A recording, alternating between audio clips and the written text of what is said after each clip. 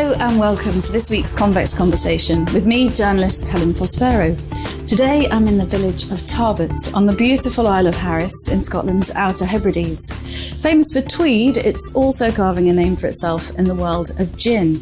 The Isle of Harris Distillery took 7 years to come to fruition and was born out of one man's dream to create employment for locals, not just in the short term, but for generations to come. I'm in the distillery's tasting room, a perfect place to be honest, with Shona Macleod, one of the original Tarbert 10, as the first employees are affectionately called. She's offered to share their remarkable story with me today. And Shona, I've got to say, it's a privilege being on your beautiful island. You were born here, weren't you? I was born here, yes. We're all very proud to call it home. What makes it so special? Well, small communities, I suppose, anywhere can be special, can't they? There's a different sort of dynamic because you know everybody, whether they're your neighbour or not, they're never too far away. So you tend to know people. I suppose that has benefits and can be distracting for people as well. But it's just home, it's just normal for me. When you come from somewhere as beautiful as this, I flew in over the gorgeous white beaches and the fantastic mountainscape. Do you realise how beautiful it is, or is it just home? I think it's a little bit of both. Certainly when islanders from the Hebrides are younger, they maybe don't appreciate it as much as we do when we get older. Many of us, of course, have gone away to study and to work and then come back, and you certainly appreciate it more then. And did you go away to study? I did, yes. Yeah. What did you do? I was away for 13 years in Glasgow. I studied hospitality management, worked in restaurants and hotels, and then I moved back home. Ah, you moved back home for a very special reason, really. I mean, just describe for us, if you can, this is audio only, so describe the setting where we are today in the distillery. So we're sitting at the moment inside our flavour room, which is my favourite part of the distillery, designed to feel like the inside of a cask. Dark charred walls, so we use bourbon casks to make our whisky. We have a lovely flavour abacus, tweed abacus on the wall with all the different vibrant colours, each identifying the different flavours that appear during whisky production. It's right in the centre of the distillery, and there's no distractions from outside because it's soundproofed. We've got a lovely copper skylight so we can see actually some sunshine just now. That's unusual. It has been unusual in the last few weeks. So we're in the heart of the distillery here. We have been here for 5.5 years. So upstairs, I'll show you later, there's the actual heart of the distillery where the spirits are made. Where it all happens. Tell me the amazing story, though, behind the distillery and how it first came about. So the distillery was an idea of Burr Bakewell, who we call Burr Bakewell. He has had a long history with Harris. He owns the island of Scarp, which is an island off the north of Harris. And he's been coming here for a long, long time, and he loved it so much he wanted to share the island, and his kind of famous words were, how can you bottle this island and share it with the world? And then came along some ideas, of a distillery, something that would have a long-term impact on things like the economy locally and employment. The whisky industry is a very long-term investment, long-term vision. It's not an overnight thing. It's not something that will come and go very quickly because of the nature of it. And so he gathered some friends and set about creating the distillery, which took about 8 years in planning before we actually opened our doors. Why did it take so long, do you think, to realise that vision? I think some aspects of that were practical. Where would they put the distillery for a start? He knew it wanted to be in Harris, but where would it be in Harris? So a long time spent looking for the right location that had a fresh water source, which a distillery has to have, and planning permission and all the different phases of planning, getting investment and things like that. That took a long time. And did Burr feel passionately about trying to create long-term employment here so that people, were able to stay on the isle and not have to disappear to other places for work? Yeah, certainly. I think that was our main purpose, really, is to provide employment. So the world didn't need another single malt whisky or another gin, but Harris did. And that's the way I like to look at it. So it certainly ticked that box. And because of where we are, there's lots of different elements of our business. It's not just making spirits or distilling and warehousing and all these things, obviously. But then we have e-commerce and business and the visitor centre here. There's lots and lots of different opportunities for people young and older as well. So very often you'll find on the island, not everybody wants to go away. So we kind of fill that gap a little bit with some of the younger folk. We've had 3 or 4 school leavers who left and are still with us, but doing very different jobs now to the one they started with us, and they're on a career path. So when you started, was it just whiskey at the beginning? No, it wasn't. We've made Isle of Harris gin from the very start. We are a whisky distillery first and foremost. So we're a whisky distillery that makes gin. Wow, I know nothing about whiskey making, so I want to ask you about that in a moment. But we said in the introduction that you're one of the Tarbert 10, which I think is a lovely name and presumably fills you with pride when you think that you were right here at the beginning. What was it like in those early days, and what was the big ceilidh like when you finally opened? Yeah, so I started a year before we opened. So we were planning, and we were obviously finishing things like interior design and procuring everything we needed, starting to look at staffing and how we would actually run things from day to day. The build was still going on during that time, so we would come in here in hard hats and we'd be practicing our tours around the builders when they were snagging and finishing things off. So we had temporary offices, and we all worked towards, what it would be like on that first day when we opened. Obviously we had consultants to help us with distillation and flavour and all the different things, because whisky is a completely new thing to all the distillers that worked here.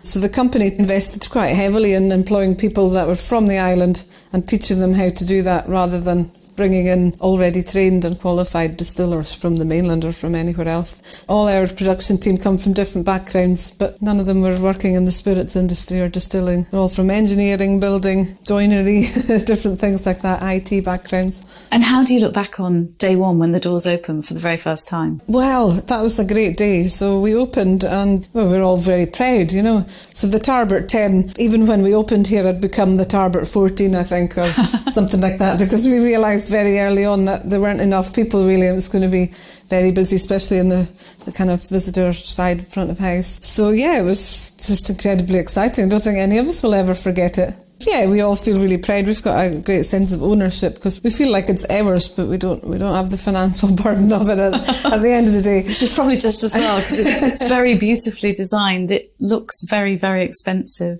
I mean, the design side of it's breathtaking. Yeah, it is lovely. And designed quite specifically to not be very incredibly modern or trendy, because that's not really the sort of island style. Quite industrial in places, because I suppose it is a factory through the walls there in the Spirit Hall. To an extent it is production plant. It's got a contemporary feel, but it also looks like it really celebrates the island. I mean, I'm looking at tweed jackets hanging up in here. It feels like you're a real community, aren't you? And really pull together when you do something new. Yes, there's 30 of us now. So we started at 10 and now there are 35 years later. So it is like a family. Many of us are family. My husband works here. There are 3 or 4 married couples in amongst us, and some other family members that work, but just being part of a small community. We mostly knew each other anyway, but now we know each other in a different way because we're colleagues, but we're also friends and family, some of us. So there's quite a nice dynamic here at work. And am I right in thinking there was a big ceilidh on day one? There was a very big ceilidh on day one. What's that like? I don't really know what a ceilidh is, other than that it sounds like a massive party with lots of music and dancing and things. But in the Scottish way, huh? Yeah, that's it. We had a great day. We had an opening day, so during the day we had a sort of slightly more formal event with invites, and all our investors were here and all our directors, and as the day went on we opened it up to everybody. So the warehouse next door here that I'll show you, and that was empty at the time because it was brand new, so there were no casks in it, there was nothing there, and that's where we had our ceilidh. Put a stage up at one end and we invited everybody. There were many hundreds of people here. And the culmination, presumably, of a tough year's work. I would imagine it was pretty hectic trying to get it ready. It was pretty hectic. It was very last minute, like many things are. But yeah, we go with the flow, tend to in the islands. Before we talk about the gin, will you give us a sense of whiskey and what makes your whiskey special here, and the process? So whiskey is made 3 ingredients simply. I don't know if you know much about whiskey production. I don't. You don't? No. Barley, water and yeast. And it's absolutely magical what happens during the process. So when we go upstairs to the Spirit Hall, I'll show you what happens. And it's a long-term process, because once it's put into an oak cask, it has to sit for 3 years before it's legally classed as Scotch whisky. Gin, for example, is a much quicker process. So the whisky, we're at the very early stages of our whisky journey, really. Our oldest casks are only 5 years old now. So some are maturing and we're sampling some to see whether it can give us any indications of when we might release it We're not interested in age statements. We won't leave it for a number of years, specifically like 10 or 12 years. We're hoping the spirit will tell us when it's ready. Are you able to describe the process for us, for our listeners? Not really. A tiny bit of it. I have no idea what happens to the whiskey. So very basically, the barley is ground up and it's put through a mash tun, a piece of equipment called a mash tun, which is basically a big porridge, and all the sugars are released are kind of washed off the barley grain. So we're collecting all that sugary liquid. That then is put into large vessels called washbacks, and yeast is added there, and then the fermentation starts to happen. And that's where the alcohol occurs from. That alcohol then, after a period of fermentation, and lots of flavour happens in both of those processes, lots of fruit flavours that we indicate on the abacus there. And then after a period of fermentation, that liquid is then distilled. And what comes off the still at the end of the day is what's put into a cask, sat aside in a warehouse to mature for a number of years. And you're busy, I know, with Whisky Today. You've put us in your diary in between some whisky events. What are you doing with the Whisky Today? What we're doing with the Whisky Today is basically sampling some from our earliest filled casks. So they're sort of 5 years old, are our oldest casks. A new distillery, that's really, we're very young in terms of distilleries, only 5 years old. But we seem to have achieved quite a lot in that time. And so this is a big milestone for us. We'll never not have whisky again. We're past that stage. It's legally whisky, and as I said, sort of 5 years is our oldest. So that's what I've been doing today, along with Harrison, my young colleague, and Gordon Steele is our flavour consultant. And do you enjoy that side of it? Love it, yeah. It's actually new for me. I've just sort of embarked on learning how to be a blender. That's interesting. That's very exciting. Yeah, that sounds great. Let's move on to gin. I think I know a little bit more about gin production, only because some's made locally to where I live in London. Oh, yes, right. Which is really, really nice. But give us a sense of the gin and what's special about Harris gin and how that's made. Mm-hmm. Harris gin, we use 9 botanicals. We have a lovely little 300-litre gin still. She's affectionately named the Dotach, who was an old lady who lived in Scarp, the island that Burr owns. We like to say that it's small and feisty, just like she was. And they had a great relationship, came from different worlds, but she told him exactly what she thought of things on a daily basis. So that's where the name comes from, the Dotach. But our gin specifically is sugar kelp is the local ingredient that we use, which is a seaweed that grows around the coast here, harvested by Lewis Mackenzie, who I think you're going to be meeting. So that gives our gin its specific sort of Hebridean flavour. It can be described usually as, it's refreshing. It's very refreshing. It's got some floral and citrus in there, but the sugar kelp gives it that nice maritime edge. That's quite difficult to pinpoint exactly what that flavour is. And water. Do you use rainwater too? Our water source is about half a mile up the hill from here.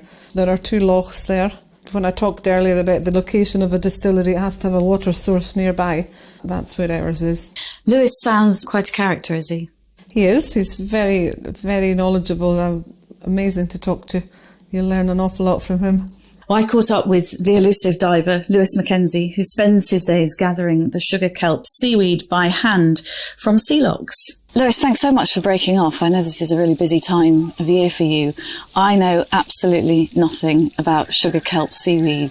Will you give us a potted sort of story of what it is and how you harvest it? Certainly. Well, sugar kelp is one of the lowest down of the kelp family on the foreshore. So it's exposed only at very low spring tides. It's a seasonal seaweed. It grows predominantly from January through to May. A great food source for winkles. It basically provides a lot of shelter for species like lumpsucker fish and sea sticklebacks to lay their eggs. So it's kind of in demand from other species. And because of that, it suffers from what they call biofouling. And that's why we harvest basically in a very specific period between February and May. And that's when it's clean and it's at its best in terms of the mannitol sugar content that's in the fronds. On a low spring tide, I don't know if you know about the tidal differences in the Hebrides. Not really. This is all new to me, which is all quite exciting. So every lunar cycle, when the moon is full and when there's no moon, we get low tides and high tides. The other 2 weeks each month, the tide doesn't move as much.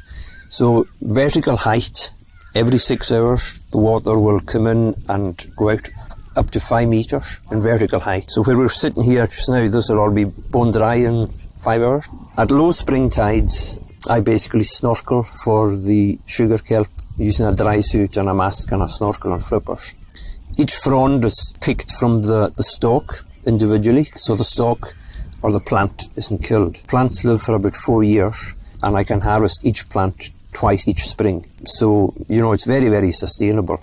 I manage the areas that we harvest so that the quality of the kelp actually improves once you get into the second year of managing that area, because you're taking newer fronds rather than old fronds. So the biofouling that's on them is limited, and the quality of the kelp is just right for the process that it goes through before it reaches distillery. So I harvest the fronds. They go into chilled poly boxes on the boat once they've been washed at the harvest site. We take all the coordinates of the harvest site using GPS, so we know exactly where each frond has come from, within metres. The fronds are then temperature controlled until I put them to a seaweed drying factory just outside Stornoway later in the day. They're laid on racks and then dried using hot air down to a humidity that is appropriate for the use in the gin. Then vacuum packed, and going into the gin, it's part of the kind of secret recipe that makes Harris gin unique. The quantities of the sugar kelp that's used is very specific.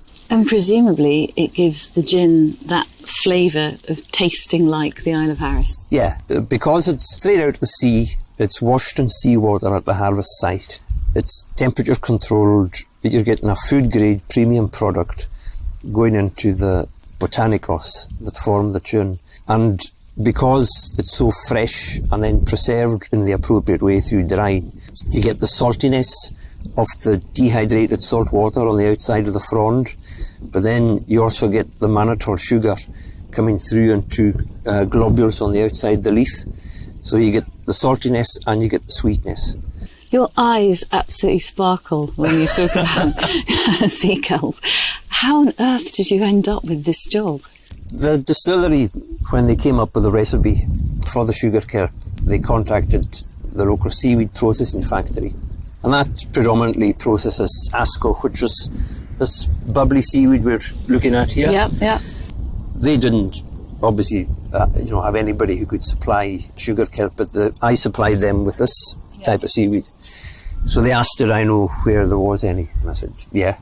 So it just took off from there. So are you a diver by trade, Lewis? Yeah, I've been scallop diving commercially for 30 years for hand dive scallops. Oh my goodness, and what a job. I mean, what made you want to be a diver? Unemployment. Really? Seriously? Just jumped in one day when I was 20, borrowed someone's diving suit and didn't look that difficult. So I read the sub-aqua manual and then thought, well, I'll just have a go, so off I went. And what do you love about your job? I mean, the thing that sort of strikes me is the solitude of it and being in this beautiful surround. Yeah, but you're never alone. You might not be people around, but you're surrounded by wildlife. So it's never lonely. And it's a great place to just relax. You're working, but you relax at the same time. There's no one pushing you to do anything except the tide, because I've got to work with the tide. So at low tide, it's always a race against time before the tide races are enormous. But like how you lost your shoes yesterday almost on the beach. Yes, the tide's your master, and unfortunately I didn't realise that the tide should have been my master. I did nearly lose my hiking boots yesterday, which I'm not quite sure how I'd have got back over those rocky cliffs. But what sort of wildlife do you experience when you're out there? Well, you've got two sets of wildlife. You've got the wildlife that you see above the water, and you've got the wildlife that's in the water. And because I'm in the water, with a face mask on and a snorkel, coming across lobsters, crabs, shrimps, fish, all the range of tiny little things like, cowrie shells and painted top shells, tower shells. Sometimes otters come past me, guillemots. And then on the boat, when you're sorting out the seaweed, you've got white-tailed eagles above you, teals beside you, and all the range of wild birds in the summer, especially from the last month that we harvest from April through to May. We get the start of all the migratory birds coming back. So we get common terns, Arctic terns, gannets, and my favourite are the great skuas. Oh, what are they like? They migrate from North Africa back here every summer. They're a really aggressive kind of predator. They prey on other birds, highly intelligent and completely fearless. So you can bond with them quite easily because they've got no fear of man. So you can hand feed them, when they're flying past. If you've got the boat going into the wind and they're flying past, you can hold up a fish and they'll fly past and take it out of your hand. Is it ever dangerous, Lewis? Do you ever have any sort of hairy moments out there? You just respect the weather. It's the wind and the sea state you just have to be careful of. But just respect it and it's perfectly safe. When you come from a place like Lewis or Harris or this part of the world, how do you appreciate how beautiful it is? Yeah, you're never really tired of it, and you appreciate it when you go away to somewhere else. If I go to Glasgow 3 days and I'm getting twitchy, it's grey, so compared to here, so I'm always glad to get back. So do you think it's time for me to go back to the distillery and actually sample some Harris gin? Well, it's coming up to probably 10:30 or something like that in the morning, so that's probably about right. Gin o'clock time? Yeah, right time to start, and then you've got the rest of the day just to carry on. And lose my hiking boots. It's been a pleasure. Thank you so much. I know that this is a really, really busy time. Just tell us quickly what you're off to do now. I'm away to survey part of North Harris Estate for breeding birds and deer. So I've got a 12-mile hike up into the hills ahead of me today. It's a tough job, hey, but someone has to do it. Exactly. So that's the sea kelp. Tell me about the botanicals and the little bottles that I've noticed with little pipettes in. What exactly is a botanical and what does that bring to the gin? The other botanicals that we use. So we use 8 other botanicals. We use coriander, bitter orange peel, cassia bark, licorice root, angelica root, orris root, and Java peppercorns. So those all give the flavours that I mentioned earlier, the sort of floral groupings of flavours and citrus and a little bit of spice from the cassia bark and the Java pepper, it's called cubebs, Java peppercorns. So it all comes together with this amazing, lovely, refreshing flavour. And the sugar kelp, we kind of believe it sort of brings all these botanicals together and adds this little extra, what we refer to as maritime quality, but it's difficult to pinpoint, a little bit of a umami sort of flavour to it. Do you think we should make Convex Conversation history and have our first tasting? Absolutely. It's only quite early in the morning, but it's never too early for a little sample of gin, is it? Not in Harris. No. It's usually gin o'clock somewhere. Gin o'clock somewhere around the world. It's gin o'clock, isn't it? You've got some gin here. I noticed you brought it in the glasses neat. Is that how you taste it? Well, we always do our sampling neat because you can really pick out the different flavours. If we were to add ice and tonic immediately, it's a gin and tonic and that detail's lost in the flavour. So you can really appreciate it neat. Shall we have a taste? Yep. Shall we see? Okay. Do you have to smell it first? I would smell it, yeah. Okay, let's swirl it around a bit. Oh, wow. It smells beautiful, doesn't it? It's lovely, it is. Do you ever drink it neat at home? Do you always have it with tonic sometimes you like it as a sort of little mixture? It's like a nice sort of warming drink if you have it neat. And I think in the past most gin and tonic drinkers would never drink gin like that, but we find ours anyway is really nice like that. I normally would drink it as a gin and tonic with red grapefruit, which brings out the sort of citrus flavours that we have. Can you smell anything specific in it? Or? That's difficult. I mean, that's full strength, so it's quite difficult to know. So when we nose our spirits, we reduce it so that it doesn't, sort of burn your nose. It definitely feels like the sea. Mm-hmm. And somehow it does bring the island to life. I don't know why. I can sort of see scenery as I taste it. Well, that's amazing. And that's what we set out to do, really. And you see the bottle. The bottle definitely looks like the island, and the bottle designers, had they not come and spent time here sitting on the beach and having a dram at sundown and things, we don't believe it would have looked like that. The bottle certainly looks like the island, and we do hope that what you just described within the bottle makes you think of Harris. And I think if you took this home and drank it at home, I think it would immediately transport you here. The scenery is so beautiful here. The water's really gorgeous. The colours are so muted, aren't they? Really muted colours on the mountains, and somehow you've managed to get that in the glass, and it's amazing. I can't really describe all the different flavours. There's a slight salt, and I think a bit of salt in there somewhere. And that's coming from the sugar kelp. It's salty and a little sweet. It sounds sweet because of its name, It has a compound called mannitol in it that's a sort of sugar carbohydrate. But it's certainly salty if you were to taste it by itself. The sugar kelp, not the gin. Yes, and what do you do with the sugar kelp in the gin process? So in the gin process, it's added with the other botanicals to the gin, and then it's distilled. So we macerate basically a large muslin bag of botanicals and the sugar kelp in a separate one, and the spirits macerated and then put through the gin still. Distilled. The sugar kelp is taken out slightly earlier than the other botanicals, so it doesn't overpower. What do you taste when you taste it? What images does it conjure up for you? I think it certainly does sort of sum up our sort of surroundings somehow. It's easy for me to say that because I'm here, but I think of the bottle and I think of the contents, and the bottle's beautiful obviously, and it speaks so much of the island, but we do say that kind of sells it once, but the contents sell it over and over again, and it's very familiar, and I think that's what's really nice about it. There's not an awful lot of botanics in there, so 9 botanics are probably more than enough. They don't compete with each other, you just get them sort of appearing in your mouth, don't you, one after another? You certainly do. The bottle's really special. I'm a packaging person's dream, because I would buy that bottle if it had water in it, I think, just because it's such a beautiful bottle. And the fact it's got your gin in it is fantastic. But what's the story behind the bottle, and how does it look like the Isle? The bottle was designed by Stranger and Stranger in London. They came up to Harris and they kind of spent 2 or 3 days here in the very early days. The bottle was designed before this building went up. The style of the bottle, obviously, it's very reminiscent of, a beach when the tide recedes and you get the lines on the beach. Ah, I see. The waves is another way to describe it. I see it very like the beach when the tide goes out. Obviously the waves, and maybe a little bit towards herringbone and tweed as well. The colour of the bottle with the turquoise in the base is obviously a nice hint towards the maritime, our location next to the sea, the maritime quality of the sugar kelp in the gin. And the glasses go with it beautifully, don't they? Yes. I mean, they're in the same kind of style. Yeah, they were designed around the bottle. Yeah. And in the base of the bottle, you'll notice if you pick one up, it says Esse quam vedere, just in the glass in the bottom, and that's the Bakewell family motto, which means to be rather than seem to be. So we tried to kind of live like that here at the distillery, to be, not to seem to be. Everything we do was new to us 5, 6, 7 years ago. So we've never pretended that we were experts in what we do. It was new to us, so we've been learning.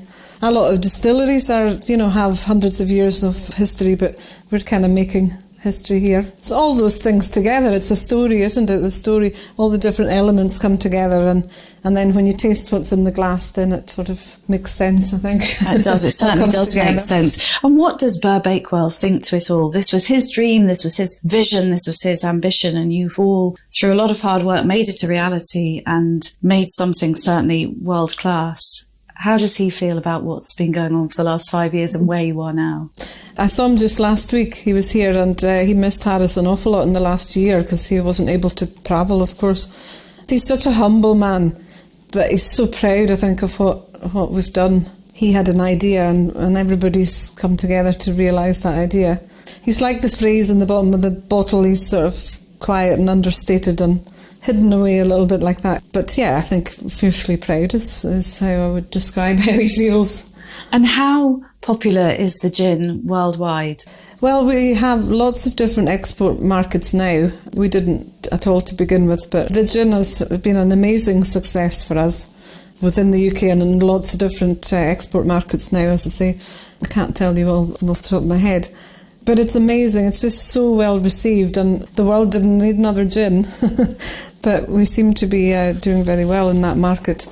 And you said the same thing about the whiskey, that the world didn't necessarily need another whiskey. But having sampled what you've got so far, which is only 5 years old, are you confident that you're also going to have something very, very special from here that really tastes of Harris and is a bit different to all the other whiskies on the market?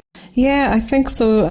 That's definitely how we feel at this stage that we're at. The question should be, is it Harris rather than is it a certain region? So this is a new whisky region. We're not in Speyside, we're not in Islay, we're not Lowland. So it's a new region, so it should be slightly different. And I think our main focus is just, is it really, really good? Is it complex enough? Does it say this is Harris? Will it be peaty? I don't know whether Harris is peaty or not. It'll be medium peated, yeah. Medium peat sounds perfect. I think Full-on peat's a bit too much for me, but I do like that peaty flavour. Right, yeah, it's medium peated, and there's peat on the island, lots of peat, so it would have been unusual to have no peat in it.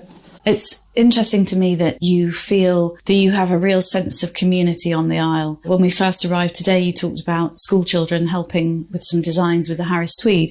Your jackets are made of Harris tweed here. I gather one of the designers worked for Alexander McQueen, and don't you have secret little messages sewn into your jackets? Yes, we do have. A bit like the message in the base of the bottle. It's the same message. It's esse quam vedere. It's just on the... Let's just show you that there. So it's embroidered into the collar. Can you see that? Yeah, I can. That's absolutely stunning. And the tweed itself is beautiful, isn't it? So Judy Clark's the lady who designed the tweed, and Alison MacDonald is a lady who lives up in Ness, and she does the embroidery work on the collars. That's stunning. It reminds me, my grandfather died when he was 100. Wow, really? Went over the top at the Battle of the Somme. Amazing. And was never seen without a Harris tweed jacket on. And I kid you not, it would be August and very sunny up north in England, and he'd be on the beach in beautiful shoes, lovely pair of trousers, and a Harris tweed jacket. So it has That's amazing. great Would he memories approve of for me. these, do you think? Oh, he would so approve. He would have really suited that beautiful blue colour as well with the teal. Is it important? Is collaboration with the talents that you have on the Isle really important to you and embraced? We have lots of collaborations with different people up and down the country, but I think involving the children here is quite important to us. So we have done various projects, but the Tweed project was the biggest one so far, but we're only at the beginning of our journey, so we tend to do a lot more of that, with young kids and with talent here. And there aren't great pools of staff because we're on a small island, we don't have a huge population, so we do intend to do more with school leavers, training them up to do specific things, because there's very specified jobs here as well that everybody's had to learn from scratch, with consultants. But as we get older as a distillery, we need to have less of that support and be more self-sufficient. You also collaborate with Amanda Sorin, who is an apothecary. It's taken me a long time to be able to say the word apothecary, who will also be featured on the podcast. Amanda's a very special lady too, isn't she? She is. I've known Amanda since the very beginning of my distillery journey, and Amanda actually makes the sugar kelp aromatic water for us. Would you like to try it, Rob? Oh yes, please. If that's another excuse to have another mouthful of gin during a podcast. There's sugar kelp in our gin. Anyway, that's our Hebridean ingredient along with the other 8 botanicals. This is distilled sugar kelp. Pure distilled sugar kelp. Amanda distills like we do. She has a small copper still. She makes her own flower waters and essential oils and things like that she'll tell you about. But this is specifically made for our gin to add a little more of that maritime flavour. Gosh, and just you add a few drops. And just intensifies it, doesn't it? So you've got a little brown bottle there, which is perfect, isn't it? Because it doesn't let the sunlight in. And a little pipette. And how many drops did you put in? 4 or 5? I put around 3 or 4 drops in there. It's really up to your own taste. It's quite nice to sample, to have a little bit of the neat gin and add some drops of sugar kelp and then build your gin and tonic up from there if that's how you're going to drink it. Do you know, I think I'm going anti-tonic now. Really? I think the tonic would spoil this. It has such a beautiful flavour. To me, it doesn't taste like it needs it. I could imagine the gin and tonic with pink grapefruit. That's something I'd put in a normal gin, actually. Why pink grapefruit? Why do you use that? Really, because, the botanicals that give the citrus flavour in our gin are coriander and bitter orange peel. Both of those are orange. Coriander's like orange flavour normally. But we find when we nose it and drink it, it's more of a grapefruit flavour that comes through. So very early on, we decided that would be the best garnish for our gin specifically. There are so many. Every gin has their own particular garnish that they think goes best with the flavours. So grapefruit is ours.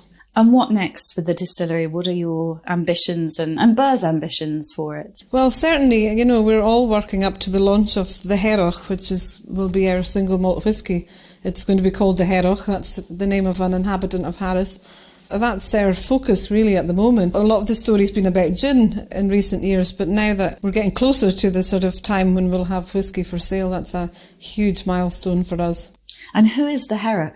The Hearach is, a Hearach is a person from Harris. Ah, a person so from I'm Harris. a Hearach. So you're a Hearach. It's not some man sitting by his fire somewhere in a little stone cottage somewhere. A Hearach is an inhabitant of Harris. As an inhabitant of Lewis is called a Leosach, or from Skye, a Skianoch. That's quite tricky to get your mouth the around. name of the whiskey. It's going to be called the Hearach. The Hearach. And so because you're tasting now and you've decided not to sort of go for either 10 years or 12 years, like often single malts say on the bottle, do you have any idea when it might be ready for sale, or is it just too early to tell? Will it tell you when it's ready? I think, well, we hope it'll tell us when it's ready. We're at that early stage of nosing samples and things, so yeah, we don't know yet. We often say it'll be ready when it's ready. Ready when it's ready, and I'm presuming it's ready. It'll come in a beautiful bottle too, will it? It certainly will, yes. I can't tell you much about the bottle, but our boss, often Simon, describes it as the big brother of the gin bottle. So it's already designed and ready to go. Yeah. Oh, it's fantastic. It's been so lovely to talk to you today. Thank you so much for sharing the stories with me. And You're welcome. I'm looking forward to having a little look round as well. I'm clinging on to this little glass, hoping that you haven't noticed that I've still got some left in it. I'm very pleased you enjoy the gin and that you described it as sort of summing up how the island feels to you. I've never been to the Outer Hebrides, and it's interesting, when I was booking to come here, it's interesting how busy you are at the minute. Yeah, very. And one would have thought that post-pandemic, people were ready to go out and socialise. I felt completely the opposite. I wanted to be out in nature, out on a beach with nobody, and just be in the wilderness. So I was quite shocked that lots of people obviously feel like me, because trying to book a hire car or get a hotel at the minute, when I say it's busy, it's never really rush hour, is it, in Harris? I mean, it's still fairly remote, but it's very special to come here. That's great. I'm glad to hear that you describe it that way. With the island, I mean, we've always been a destination that, this time of year. What does get very busy are things that are limited, like hotel rooms and ferry spaces and a seat on the flight or a restaurant table, because we don't have very many of them. But you'll certainly never be on a crowded beach. No, or a crowded road. I think it was crowded a little bit with sheep and lambs. Right. It's just definitely the way to go. But thank you for sharing all of this. I think I need to come back and talk Harris Tweed. What do you think? Do you think that's another story we should tell? Definitely. There are lots of stories to tell. Lots of interesting people to meet. You should go and see the tweed being woven. You can do that in many different places. And with Harris Tweed, part of the sort of regulation is that it's woven at somebody's home or on their crofts. So there's a reason. You see a factory with lots of looms in it. It's woven in people's homes and then sent to the mill for finishing. So this tweed here, specifically this one, has been woven by one of our colleagues, because he's a part-time weaver. He's full-time with us, but he weaves at home. So that's really nice that he was able to weave the tweed for us just in South Harris, half an hour away. So I think it means a return visit, doesn't it?